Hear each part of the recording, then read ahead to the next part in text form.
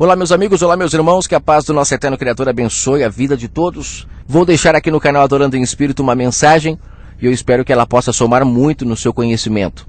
Que você possa, através dessa mensagem, abrir o seu entendimento para as coisas do alto e com isso a sua mente ir se destravando, ela ir se limpando. Acredito que se você parou para ouvir essa mensagem é porque você está a fim de limpar a sua casa, né? Como na parábola da dracma perdida, quando o Messias fala da mulher que perdeu a sua dracma e ela começa a varrer a casa para encontrar.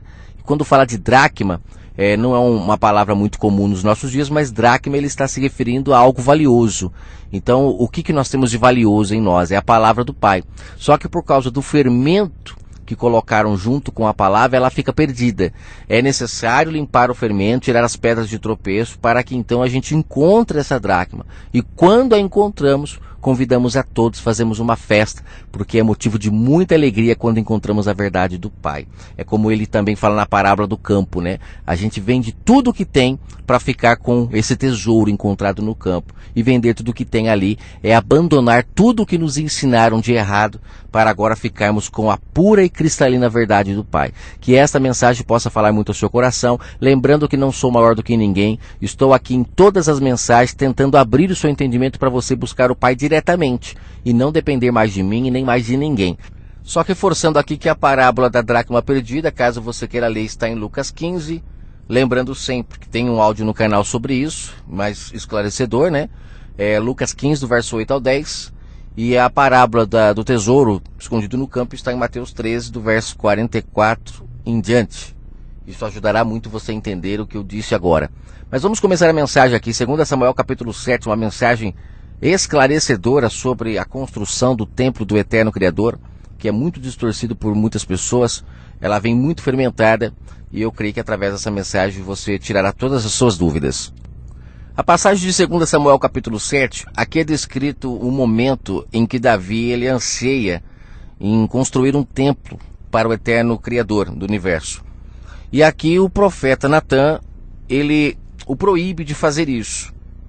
O profeta Natan, de primeiro momento, ele aceita, né, que Davi fizesse aquilo que estava em seu coração. E logo na sequência, o pai vem e chama a atenção do profeta Natan, dizendo que não era para deixar Davi construir templo algum. Inclusive, logo no comecinho do contexto, você já vê Davi falando para o profeta Natan, no verso 2, eis que mora em uma casa de cedro, ou seja, uma casa, vamos dizer assim, luxuosa, né?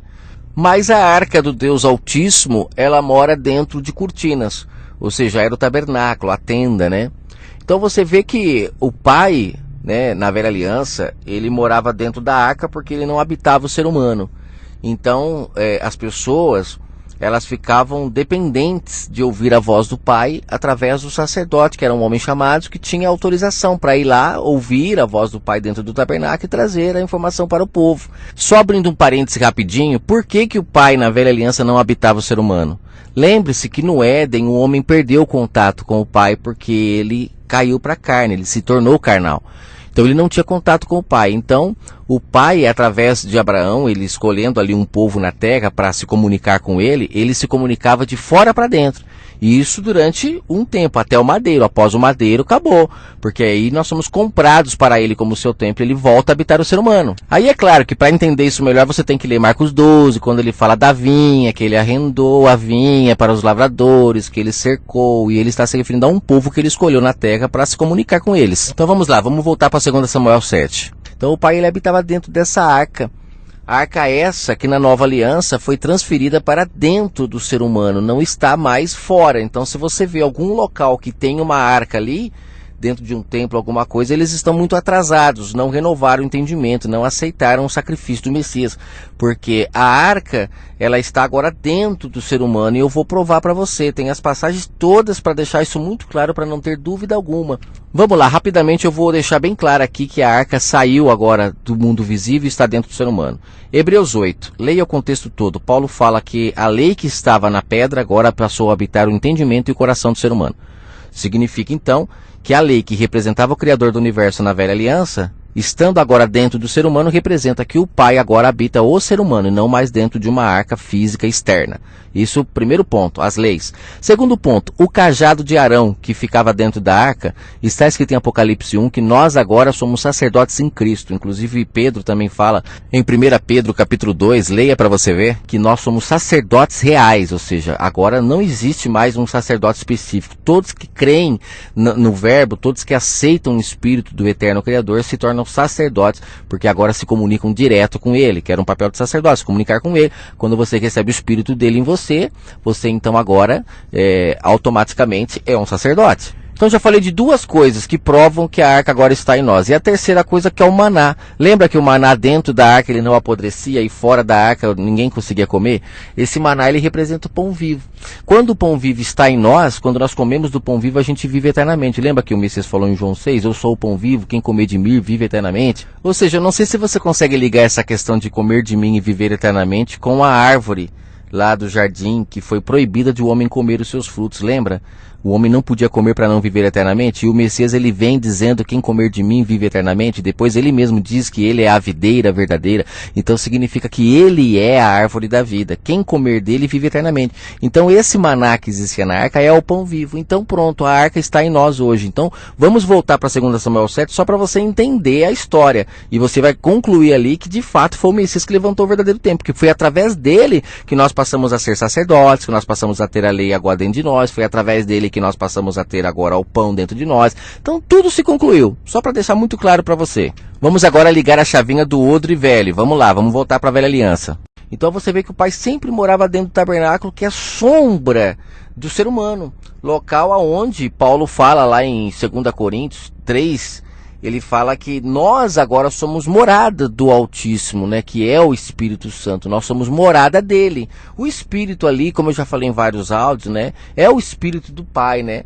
É o próprio Espírito dele que mora em nós. Quando Paulo fala que nós somos morada do Espírito Santo, é o próprio Pai morando em nós. O Espírito Santo é o Espírito do Santo, do Pai. Existe alguém mais santo do que ele? Então ele é o próprio Espírito que está habitando o corpo do ser humano. Inclusive lá em João 14, como eu já falei em outras mensagens, o próprio Messias fala, quando ele fala sobre a descida do Espírito Santo, ele fala: eu não vos deixarei órfão, enviarei o Consolador. E este órfão se refere a Pai, né? E lá em Mateus 23 ele fala que só existe um Pai, que é o Altíssimo, o Eterno Criador. Então quando ele fala sobre enviar o Consolador, é o próprio Pai que habitaria o ser humano, né? Isto na nova aliança. Então é necessário entender a velha e a nova aliança para você não ficar com o odre todo rompido, né? A roupa tudo remendada. Por isso que o Messias falou que não pode costurar roupa nova em vestes velhas, ou vestes velhas em roupa nova, como hoje, no caso. Hoje é o contrário, é veste velha em roupa nova, porque nós estamos na roupa nova, né? A roupa nova, ela é a nova aliança. Mas é o que o sistema faz muito, eles trazem as mensagens de forma muito corrompida, muito remendada, e aí o que fica remendado? A mente das pessoas. Elas não conseguem fazer a separação entre a velha aliança e a nova aliança. Momento onde o Pai habitava dentro de um tabernáculo, na velha aliança, dependia de homens para falar por ele, porque ele não falava com o povo, né? O seu espírito não estava ainda derramado sobre toda a carne, a profecia do profeta Joel não havia se cumprido ainda, Joel capítulo 2, só que Pedro, lá em Atos no capítulo 2, ele deixa claro que a profecia do profeta Joel havia se cumprido em Atos, onde o espírito seria derramado sobre toda a carne. Então a partir daí, essa questão de arca, essa questão de um local para o Pai habitar que não seja o ser humano, não existe mais, não existe mais, porque o Espírito do Pai, na nova aliança, foi derramado sobre toda a carne. Então temos que entender que a questão do ungido que tinha na velha aliança, que era uma pessoa escolhida pelo Pai para falar com o seu povo, na nova aliança, essa unção foi derramada sobre todos que creem. Todos que creem são cheios do Pai. Em Mateus 3, João fala isso, quando ele fala ali que o Messias ele vem para batizar com o Espírito Santo. Ele vem para trazer às pessoas o próprio Pai, entendeu? E aqueles que não creem, ele batiza com fogo, como ele diz lá, que ele batiza com o Espírito Santo e com fogo, que são duas coisas. Inclusive lá no próprio contexto ele fala que esse batismo com fogo, ele vem para queimar toda árvore que não dá fruto. E o batismo com o Espírito Santo, ele vem para que as árvores deem mais frutos, ou seja, passem a dar frutos, né? Porque no caso nós, os gentios, éramos zambujeiros, como Paulo fala em Romanos 11. Nem frutos nós dávamos. Foi através do Messias que nós fomos enxertados na videira, né? Como ele fala em João 10,16, os de fora do aprisco fomos unidos a ele, e a partir daí passamos então a ser árvores frutíferas. Por quê? Porque o Espírito do Pai, descendo sobre uma pessoa, ela se transforma em uma nova criatura. Mas vamos dar sequência, espero que você compreenda bem essa mensagem. Bom, já falei lá no começo a questão de que a arca não está mais fora do ser humano, né? Que ela está dentro agora. A arca podemos dizer que é a nossa mente, né? Porque aqui dentro é que está o maná, é que está o cajado e que está também as leis do Pai. Então, nisso já fica claro que é necessário renovar o entendimento. Mas eu quero deixar claro ali que o profeta, quando o Pai chama ele para alertar Davi que não era para ele construir templo nenhum, o profeta, ele fala que quem levantaria o templo verdadeiro é o Messias. E eu já deixei claro isso já. Porque foi o Messias que trouxe para nós esse privilégio de sermos morada do Altíssimo, como Paulo fala no livro de Coríntios, né? Foi ele que trouxe para nós o privilégio de sermos sacerdotes, de comermos do seu pão, coisa que Salomão não fez nada disso, gente. Então vamos acordar e vamos parar de ficar negando o sacrifício do Messias, né? Querendo tampar o sol com a peneira, porque o texto é muito claro. Então aqui, ó, só lembrando que o verso 5 de 2 Samuel 7 fala que o Criador manda dizer para Davi que ele nunca havia pedido para ninguém construir casa nenhuma para a habitação dele. Aí ele fala no verso 6, porque em casa nenhuma eu habitei desde o dia em que fiz subir os filhos de Israel do Egito até o dia de hoje. Mas eu andei entre tenda em tenda, ou seja, tabernáculo em tabernáculo. É isso que ele faz a nova aliança, ele habita nos tabernáculos, que somos nós, né? Ele não habita mais em locais, como na verdade, quando eu digo locais, eu estou falando do tabernáculo lá, fisicamente. Ele habita agora no ser humano. Então, esse templo de pedra que está aí, ele não é sombra do tabernáculo. A sombra do tabernáculo é o ser humano. A gente acreditar que o templo de pedra hoje que está aí, ele é referência ao tabernáculo, então a gente vai voltar todo mundo para a velha aliança. Vamos voltar todo mundo a ser escravo. O Messias não veio comprar ninguém para ser filho, todo mundo continua escravo, continuemos debaixo de tutores, de guias, de mestres, coisa que o Messias falou que era para acabar isso lá em Mateus 23, porque agora ele daria ao Pai o Consolador, né? Não deixaria ninguém órfão, mas todos teriam o Pai como seu guia, mas não. Esses homens que estão aí, eles mantêm o povo nesse pensamento antigo, como se esse templo de pedra fosse uma referência ao tabernáculo, para eles manter o domínio sobre as pessoas. É complicado, né, gente? É muito complicado, o fermento é muito grande.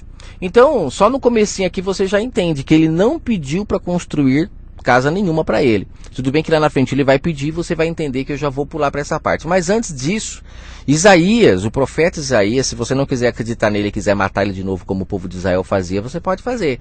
Mas o profeta Isaías, ele diz, logo no comecinho, gente, ele fala assim, ó: assim diz o Criador dos céus e da terra, o céu é o meu trono e a terra é o estabelo dos meus pés. Que casa vocês poderiam edificar a mim?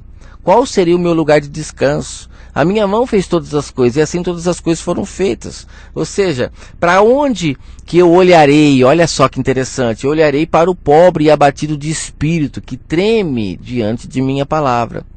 Então você vê que o profeta Isaías deixa claro que o Pai nunca pediu para habitar em templo de pedra nenhuma, mas ele habita onde? Aquele que é abatido de espírito, que treme diante de minha palavra. Então todo aquele que tem humildade para receber o Pai dentro dele, ele recebe. Mas se não tiver humildade, não recebe. São esses que o Pai procura para habitar. Não é um templo de pedra. E depois, Atos 17, Paulo, quando ele acorda, quando ele tem um encontro com o Messias, que é o mesmo que eu falei de Lucas 24, né? As Escrituras foi-lhe aberta. Então ele passou a entender que o Pai, o Criador dos céus e da terra, nunca habitaria um templo feito por mãos de homens. E ele fala no verso 24 de Atos 17 a mesma coisa que o profeta Isaías falou. Você percebe que é o mesmo Espírito que passa a habitar a todos, né? Porque todos passam a ter o mesmo entendimento, não tem divergência de entendimento. No verso 24 ele fala: o Deus que fez o mundo e tudo que nele há, sendo o Senhor dos céus e da terra, não habita em templos feitos por mãos de homens. O mesmo que Isaías falou, tantos outros profetas, e é o mesmo que o Pai pediu para Natã falar para Davi. O mesmo. Tem pessoas, como eu já ouvi falar, que dizem que Davi foi ungido, né? E eles confundem, eles acham que Davi foi ungido para ser profeta. Como um próprio pastor falou isso para mim, eu achei um absurdo, porque o texto é claro. quem ungiu Davi foi Samuel para ele ser rei, não profeta, gente. Tanto é que ele precisava pedir conselho para os profetas. Então, como assim? Se ele tinha contato direto com o pai, porque ele era um ungido que recebeu o Espírito, que a unção na velha aliança, ela representava isso, né? O óleo, a presença do Espírito do Pai na pessoa. Eles precisavam ver para crer, então tinha que ser feito com óleo físico. Na nova aliança, não. O Espírito do Pai é derramado sobre qualquer um que crê. Não tem mais necessidade de nada visível para isso acontecer. Mas na velha aliança tinha. Então o pessoal aí, gente, é muito engano, viu? Falar que Davi foi ungido como profeta. Como que pode? Se aqui, no 2 Samuel 7, o texto é claro que ele pedia conselho para Natã.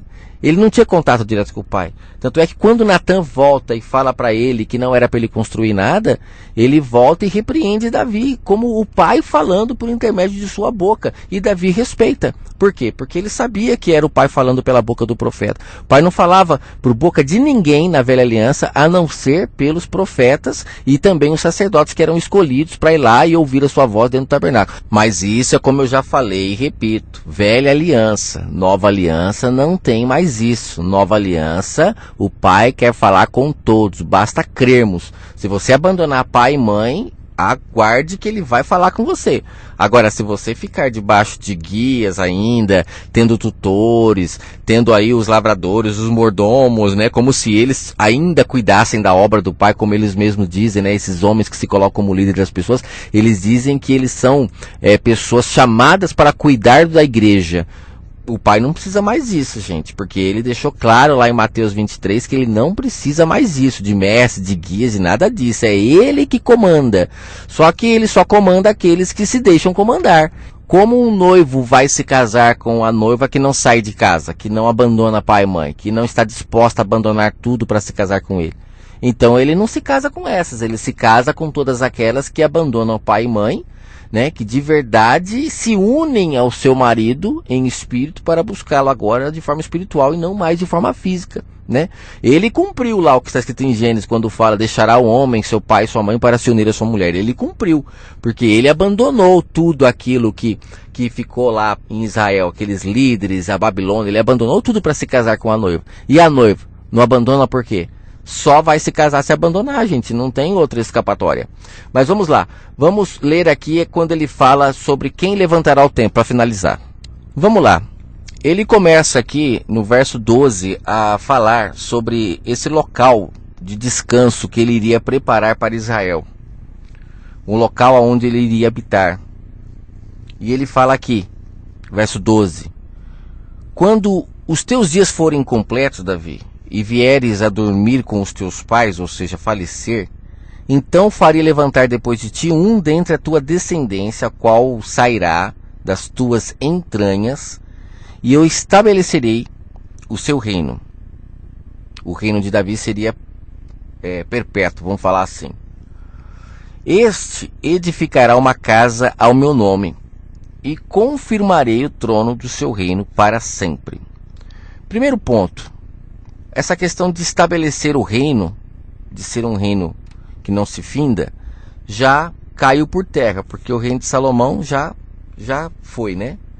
Aí ele fala que edificará uma casa ao meu nome. O de Salomão tinha o nome de Salomão. O verdadeiro templo carregaria o nome do pai. Aí, quando esse templo fosse levantado, estaria confirmado, então, o trono do seu reino, o trono de Davi, que vem de Judá, né? Da tribo de Judá. Nós não podemos esquecer que a linhagem da tribo de Judá vem de José. Lembra José? José foi praticamente um dos últimos filhos, se não foi o último filho de Jacó a nascer. E José nasceu da mulher amada, Raquel, que era estéril, e ela representa a Nova Jerusalém, que é estéril. É que para entender isso que eu vou falar agora, você precisa ser nascido do Espírito, senão você não vai compreender. Na velha aliança, todas as mulheres que elas eram estéreis, elas representavam a Nova Jerusalém, porque a Nova Jerusalém ela demorou para gerar filhos para o eterno Criador, filhos amados, né? Quem gerava filhos era a escrava. Durante muito tempo a escrava gerou filhos. Paulo fala sobre isso em Gálatas 4. Lá ele compara Agar, a escrava, com Sara, que era estéril, demorou para ter filhos. Então Isaac, ele é sombra dos nascidos do Espírito, que demora para nascer, mas quando nasce é o filho da promessa, o filho que o pai prometeu a Abraão, os filhos espirituais, que são os que ele ama de verdade. Então, ao mesmo tempo, a Raquel também é o mesmo caso. Você vê que Jacó, ele se relacionava com as escravas e ele tinha muitos filhos, mas com Raquel, a que ele amava, igual o caso de Abraão, ele não gerava filhos porque ela era estéril. As outras mulheres zombavam dela, né? Só que quando nasce o filho, esse filho é o mais amado. Aí os outros ficam enciumados. Não é o que acontece? O povo todo que ainda é filho da escrava, quando eles veem o nascido do Espírito, eles ficam bravos, eles ficam irados, eles ficam querendo fazer igualzinho os irmãos de José fizeram com ele. Eles ficam querendo vender ele, fazer qualquer coisa. Por quê? Porque não aceita que uma pessoa nascida do Espírito esteja mais próximos do pai do que eles. E é assim. José não estava mais próximo de Jacó? É a sombra clara e perfeita. Aí depois eles vão lá e vendem José para o Egito. No caso, você vê o Messias não foi isso que fizeram com ele, não venderam ele, sabe? Ele depois não foi dado para nós, os gentios, e agora aqui ele está nos alimentando. Então, tudo é uma sombra, só que se você não entender, fica difícil você compreender as escrituras. Mas vamos lá, só para a gente poder finalizar aqui o contexto, só quis trazer essa questão espiritual para você poder entender que a palavra, se você não discerne ela, se você não renovar o seu entendimento para compreendê-la. Então você vê aqui que em 2 Samuel, no capítulo 7, ele fala sobre a questão de quando Davi morresse e tal, o reino seria estabelecido, quem levantaria o templo teria que colocar o nome do pai no seu templo, não o seu próprio nome no caso, né, como Salomão fez, como o pessoal fala que Salomão levantou o templo. É uma tremenda de uma mentira, né, gente? Eles deturpam todas as escrituras para defender os seus enganos. Aí ele fala aqui, ó, eu lhe serei por pai, verso 14, o pai de quem? De quem levantasse o templo. E ele me será por filho. Lá em Hebreus 1, Paulo fala que o único que recebeu o título de filho foi o Messias, né? Se você encontrar alguma passagem onde Salomão tenha recebido esse título, maravilha, mas o único foi o Messias, disse Paulo. Aí ele fala, se vier a transgredir, castigá-lo-ei com vara de homens e com açoite de filho de homens. Aí o pessoal fala, aqui não é o Messias que ele está falando não. É claro que é. Gente, Paulo fala em Hebreus 5, que o Messias, ele aprendeu pela obediência aquilo que ele sofreu. Então ele aprendeu a fazer o que era certo através do que ele sofria. Então você vê que a gente não pode tirar o mérito de que ele era espiritual, que era o próprio pai dentro dele. Mas ele era um humano, ele era humano, ele tinha suas fraquezas. Então, se ele ouvisse a voz do pai que estava nele e praticasse tudo e fosse fiel ao pai, fosse um com ele, como ele sempre falava que ele era, ele venceria tudo e compraria para o pai o seu verdadeiro tempo. Ele sofreria no seu corpo todo o castigo da lei, para então agora o povo não ser mais julgado pela lei, a não ser aqueles que querem, né? Como hoje, por exemplo, tem muita gente que quer. Ela quer guardar o sábado, ela quer pagar o dízimo, ela quer ter sacerdote, ela quer ir para templo, só que ela não quer ser circuncidada até a morte, caso ela adultere. Isso ela não quer, né? Como está lá em Levítico 20:10. Ela não quer também apedrejar ou matar, né, todos os seus parentes idólatras, ela não quer. Ela não quer, por exemplo, ser apedrejada por usar roupa com os tecidos mistos, né? Que aqui é sombra, roupa com tecido misto é aquilo que o Messias falou lá no capítulo 9 de Mateus, quando ele fala de remendar pano novo em vestes velhas. Se você fizer isso, vai ficar mista a roupa, não vai? Então o povo não podia usar roupa com tecido misto na velha aliança, porque era uma sombra disso que o próprio Messias falou depois. Só que quem ainda quer viver na velha aliança, se usar roupa com tecido misto fisicamente, você é apedrejado, ó, Deuteronômio 22:11. Só que isso o povo não quer, mas o dízimo eles querem ser reconhecidos ainda como sacerdotes, como representantes de Deus na terra. Tanto é que uma pessoa não casa diante de Deus se não for através de um sacerdote. O que é uma blasfêmia, né, gente? É uma blasfêmia muito grande. As pessoas não querem, ó. Aqui fala em Levítico 3, verso 17, que se a pessoa comer gordura, que seria no caso hoje manteiga, queijo, essas coisas todas, ela seria apedrejada. Então, peraí, você não quer viver na velha aliança? Você não quer ter ainda a arca hoje? Você não acha que é necessário ter a arca hoje? Você não quer ter templo? Você não quer ter sacerdote? Você não paga dízimo? Você não guarda sábado? O que mais você faz da lei? Se você fizer qualquer uma dessas coisas, você vai ter que cumprir a lei toda.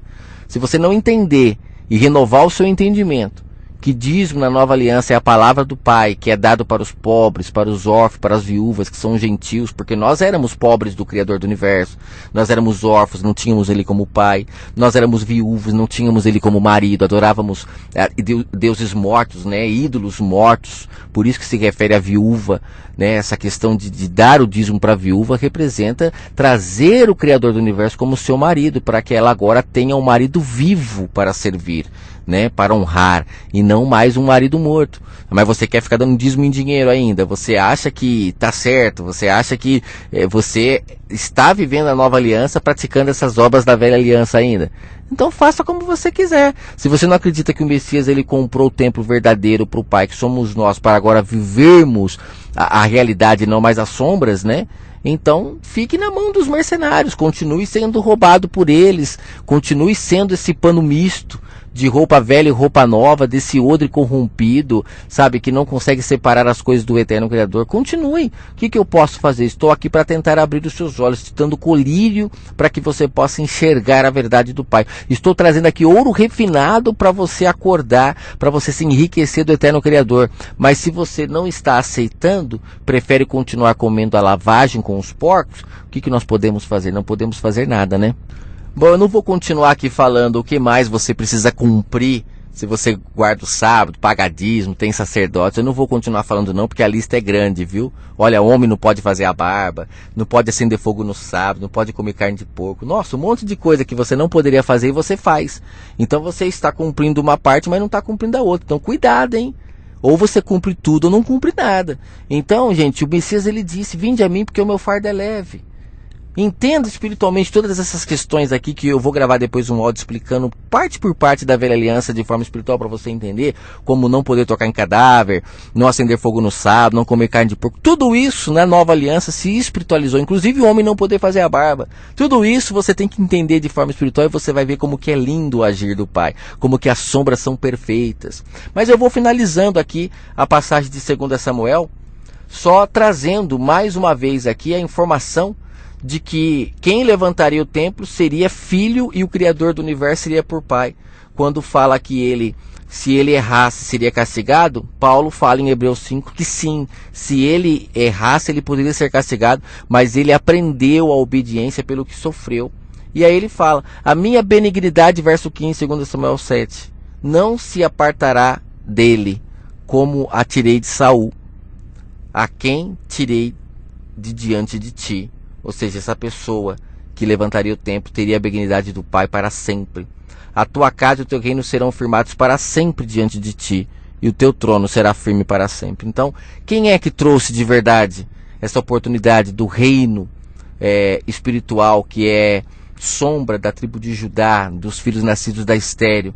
Quem foi que trouxe a oportunidade desse reino se tornar eterno? Não foi o Messias? Não foi ele que trouxe a lei para dentro do ser humano, não foi ele que trouxe o pão para dentro do ser humano, não foi ele que levantou o ser humano como sacerdote, não foi ele que trouxe a presença do Pai, do eterno Criador, agora para dentro do ser humano através do Espírito do Pai, como ele disse lá em João 14, não vos deixarei órfão, enviarei o Pai para vocês, vocês agora terão o Pai em vocês e ele será o guia de vocês. Qual parte não dá para entender aqui, gente, de que tudo se renovou, de que agora somos casa do Altíssimo, morada do Espírito Santo? Qual parte nós não conseguiremos entender? E eu vou deixar aqui para finalizar as duas passagens quando Paulo fala sobre essa questão de nós hoje sermos templo do Altíssimo. 1 Coríntios capítulo 3, não sabeis vós que vós sois o templo de Deus, ou seja, o templo do Pai, que o Espírito dele habita em vós. 1 Coríntios 6,19, não sabeis que o vosso corpo é templo do Espírito Santo e que ele habita em vós? Gente, quer mais passagem mais clara do que isso? E para você que acha que o Messias ele não veio da tribo de Judá, não se esqueça que na época em que ele nasceu, lá em Jerusalém, só morava em Jerusalém Benjamim, a tribo de Benjamim e de Judá. As outras 10 tribos estavam morando em Samaria. Então não confunda as coisas, não traga fermento por meio da palavra do Pai, para que o povo não entenda a verdade, porque o Espírito dele não deixa ninguém confundido. E eu não poderia deixar de falar aqui sobre João 2 também, para finalizar, quando o próprio Messias fala com todas as letras ali, que ele levantaria o verdadeiro templo. Olha, quer passagem mais clara do que essa? Quando ele fala, destruam este templo, e ele se referia ao seu corpo, né? que eu vou levantar o verdadeiro. Aqueles homens, como eles eram cegos, e o Messias o tempo todo chamava de cegos, você já vê claramente que eles eram cegos porque eles não conseguiam ver que o Messias estava falando sobre o seu corpo. Eles achavam que ele estava falando sobre o templo. Aí eles falam, esse templo demorou tantos anos para ser levantado, como é que você vai levantar o verdadeiro templo em 3 dias? E você vê que ali está claro quando ele fala que eu levantarei o verdadeiro templo em 3 dias. E o verdadeiro templo somos nós, que fomos agora comprados para ser morada do Altíssimo, aonde não temos mais guias, não temos mais lavradores, não temos mais mordomos, não somos mais escravos, passamos a ser filhos agora, esposa. Acabou, gente, desde o madeiro. Pena que esses homens, eles fecham o reino do Pai ao povo, como o Messias fala em Lucas 16, mas o Messias deixou lá uma chave de entendimento maravilhosa em Lucas 16. Quem não empregar força não entra no reino. Você que ouviu esse áudio já entendeu, né? O reino do Pai está fechado ao ser humano desde o madeiro. Aqueles homens não aceitaram que o véu se rasgou e que eles perderam a mordomia deles. Ali, quando o véu se rasga e as pedras do templo se fendem, ali o Messias, como disse o irmão Charles, está assinando a carteira deles, está dando baixa, falando: a partir de agora vocês estão demitidos, como ele fala em Lucas 16. Os mordomos infiéis foram demitidos, porque agora quem vai tomar conta das minhas coisas é o próprio Eterno Criador através do seu Espírito. Para quem crê, né? Para quem não crê, o jeito é ficar na mão dos mercenários que o Messias fala em João 10. Homens que nunca morreram por ninguém e ficam lucrando com a lã da ovelha. E pior, as pessoas estão cansadas de ver que quando vem o problema eles fogem, mas eles continuam ainda indo atrás desses homens. Mas o Messias está do outro lado, chamando: minhas ovelhas, venham a mim, o meu fardo é leve. Mas só ouve aquele que tem sensibilidade, que tem espírito abatido, como fala lá o profeta Isaías no capítulo 66. Quem tem espírito humilde, aí ela consegue ouvir a voz do bom pastor e abandona pai e mãe para se casar com ele. E a partir daí a pessoa encontra a vida e vida em abundância que ele prometeu. Que o Pai abençoe a todos. Um forte abraço.